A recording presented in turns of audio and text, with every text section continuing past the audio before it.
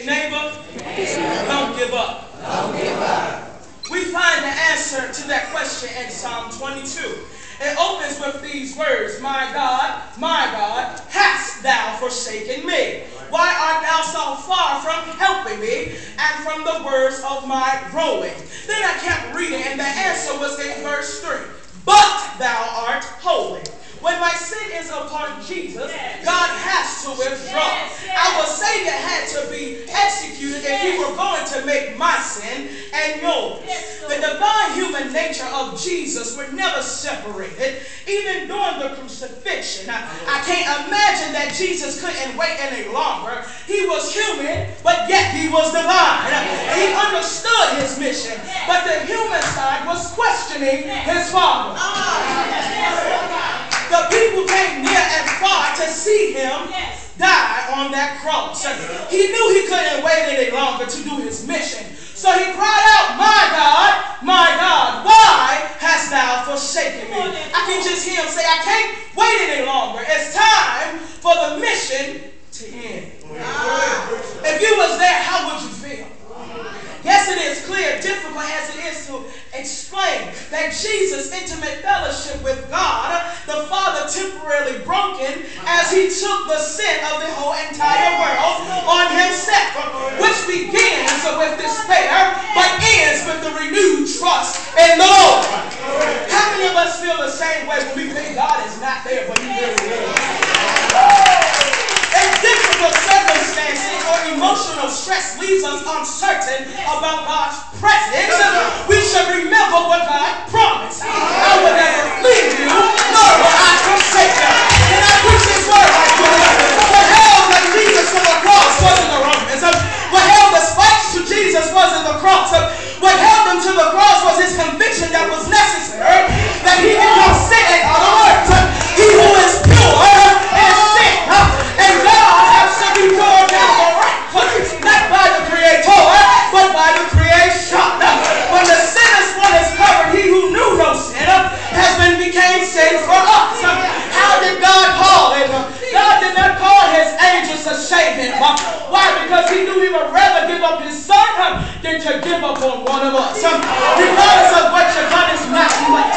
Regardless how hard you've fallen, it's not too late. It doesn't matter what the mistake is. It doesn't matter how hard it is. As long as you pull it down and dig it right back up and let it go. In other words, be free. What makes a Christian is not perfection, but what makes a Christian is forgiveness. How many of you know that the good news is that the bad news isn't true? And nothing can kill what God wants to love. And when you look at him, trust in him, he will never disappoint you. Thank the Lord God. The situation was when Jesus was going to the cross, observing how the people around him. And the inspiration was knowing what the product was going to be. The product was that Jesus saved our lives, that we may live with him forever. The situation was when he called out to God. He was in the predicament of knowing that he was going to die. He understood the situation, but his human side was questioned. This sounds like us. When God called us to do something, we always say, why me? Why I gotta do it? My brother can't do it right here. Why my sister can't do it right here? God said, I called you for the assignment because I know you can do it. You have the authority to do it. Your ranking is high. And when you go down to the very hell of the demons, when you say boo, they have to back up. They have to bow to your name. Glory to God. Whatever you bind on earth will be bound in heaven. Whatever you loose on earth, it will be loosed in heaven. But you gotta trust my word. You gotta know I never left you. God said the reason why he left Jesus and the reason why he didn't reply back was because he had his back turned.